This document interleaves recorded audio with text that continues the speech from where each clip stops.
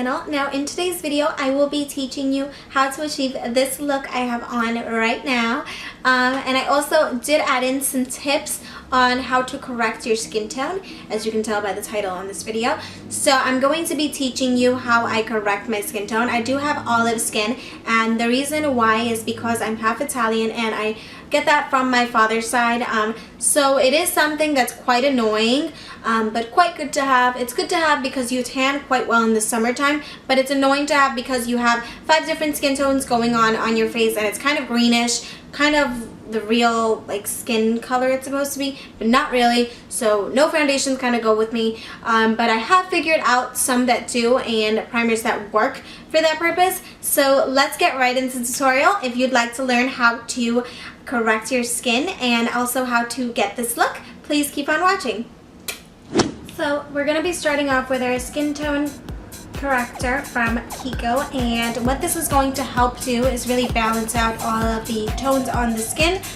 So I'm going to go ahead and apply that. I'm taking Maybelline Fit Me and Infallible. And I really love the finish that this cocktail gives me, just because I feel like the Pro Matte foundation is a bit drying and kind of leaves my skin a bit flaky and messy if I just use it on its own, because it's such a matte foundation. But when you use it with other foundations, it kind of balances it out and makes it a little more liquidy. But just make sure you use something that's more on the liquidy side to mix with it, since it's more of a thick consistency. Next, we're going to take this NYX Above and Beyond concealer, and we're going to be applying it on the blemishes on our face. So any little blemish, we're going to take it and apply it. So just using the brush I typically use for my brow bone, so I use this to highlight, and I'm just going to be tapping a bit everywhere that there's an imperfection. So wherever there's little breakouts and things you just want to hide, you're going to want to use this on. I'm not going to blend just yet. I'm going to go into my corrector palette. This is an Amazon, just like a regular corrector palette, into the green shade and the pink shade, and I'm going to use these to balance out my skin tone. So I'm just taking the green color in the corrector palette. I'm going to be applying it on my cheekbone area. I'm also going to take this and apply it on the chin area because it gets a little darker for me. Then I'm going to take this into the sides of the nose to make those appear less red. Just use this on top of my brows as well. And we're done. We're out. We're leaving like this. I'm totally kidding. Okay, so now I'm going to take that gunky foundation brush I was using, and I'm just going to blend out those corrector areas. Same process up here. And you're going to notice that bright, weird tone, and it's because of the correctors, but these are going to look really, really good once you put everything on top of it. And the reason I'm doing this on top of my foundation is because I'm going to highlight and contour with concealers, like liquid concealers. So I just want to make the look more flawless. Next, we're going to take LA Girl Pro Concealer in the shade Natural, and we're going to use this on our under eye circles and anywhere else we are going to highlight. There. So I'm just going to be drawing a little triangle and then filling the triangle. I like to use the Rimmel London True Match 2-in-1 Concealer and Highlighter, but I like to use it in 230, which is fair or light, and we can definitely agree that's not my skin tone, but it's going to look really nice and bright on the nose and like running low on it because I love it. And next we're going to take this little blending brush from Macy's, and you can see that like oranginess kind of disappeared, and that's what will happen with the greens that we put on the face as well. Although we put them on top of the foundation, they'll disappear. We're going to take a little bit of Laura Mercier's High Coverage Concealer in shade 4, and we're going to take this on the under eye area, and this is just going to make the under eye area a bit brighter, and it's going to really diminish those dark circles. Finger dabbing motions are the way to go for this concealer. And next I'm going to be using this powder, which I forgot all about. It's a Milani Multitasker Face Powder, and it's in the shade Light Tan 04. And I'm going to be setting my under eye area with this, if I can find my brush. And I like using this on top of the eye as well. And after this I'm going to be setting, so I'm not too worried about it, but I like doing it on the top of the eye because it is important for it to be set. We're gonna take the shade Espresso from LA Girl and we're going to begin to contour.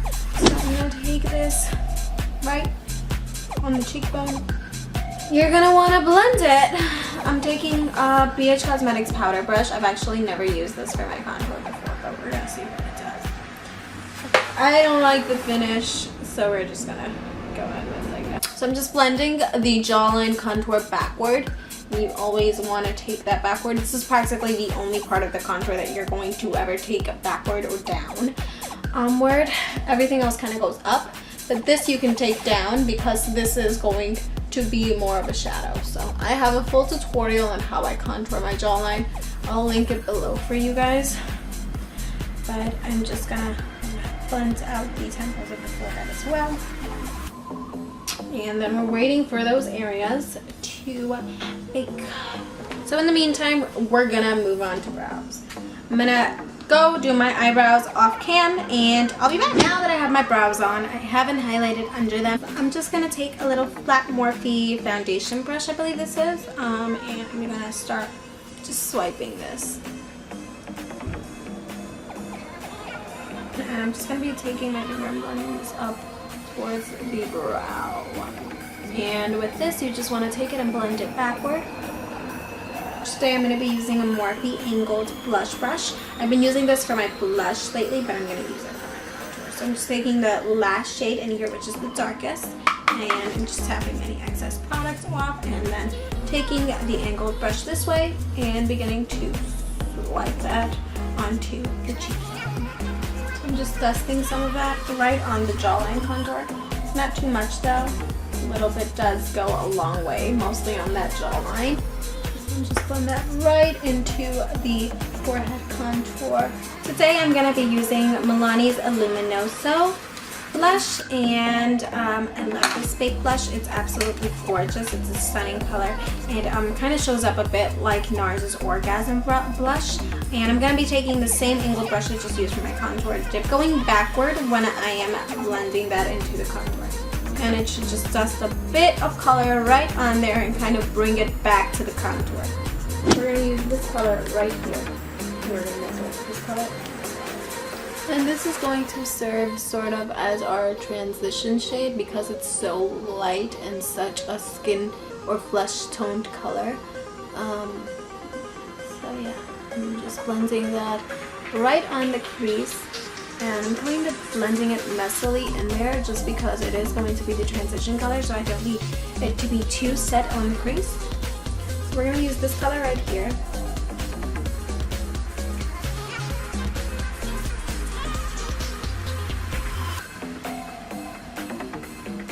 Like a brown chocolatey kind of shade, and one trick for your eye shadows not to come out so choppy is holding the brush from back here. Instead of holding it with pressure from up here, hold it back here when you've just applied the color on the brush and you're going to blow it out on the crease or eyelid, just because it'll give you less of a choppy finish and it'll help with blending motions. When I hold the brush from back here, it's very easy for me to go back and forth in a circular motion or even in windshield wiper motions. When I hold it from up in the front, it's not as easy. And once all those colors are on the crease, we're going to take this shade right here and we're going to apply that right on the eyelid.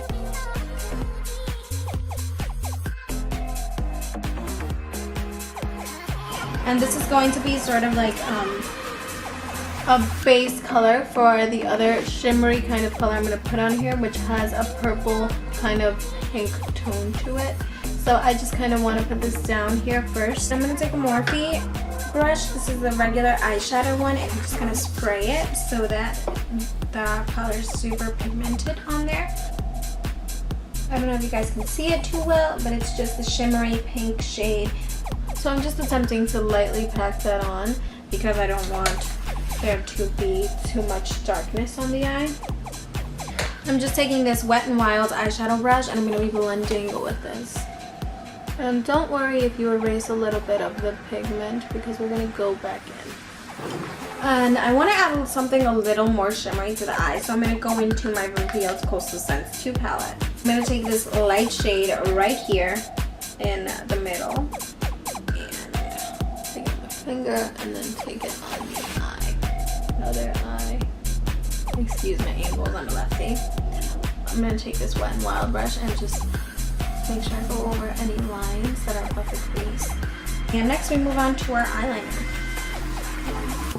So I'm going in with my Stila Stay All Day eyeliner. I love this stuff. It literally does stay all day. So I'm just going to start at the end of the eye, just like that. And I'm going to build right in the center.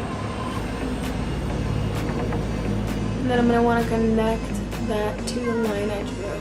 So I'm going to go ahead and put on my lashes off camera and I will be back.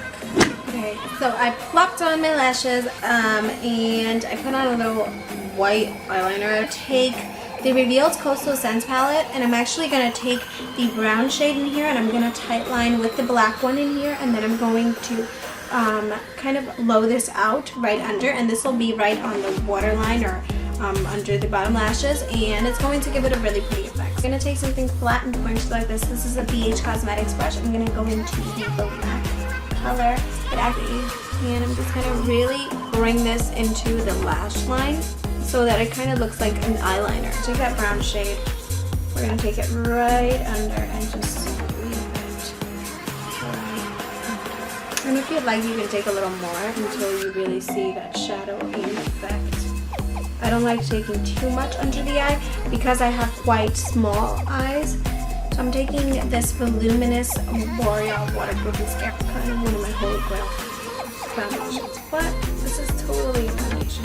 Mascaras, yeah, so we're gonna use it on this one. And we're going to move on to the lip. I'll wipe some lip balm off because I always do that before I start lining my lips. I feel like it helps a lot. I think I want to do like, I don't know. This is actually, I think, an eyebrow pencil, but it looks really nice when you move it into a nude. So I'm taking a brown shade, and then we're going to take a nude lip gloss, and we're going to apply it all over the lip. And this is going to give a really pretty illusion and kind of lip combo to lips. I'm taking MAC lip gloss, and this is in the shade Underage, and I'm gonna apply this all over the lips, on the top as well. And I know that looks super insane, but we're gonna take a lip brush and we're gonna blend this out, and it's gonna create a really pretty lip.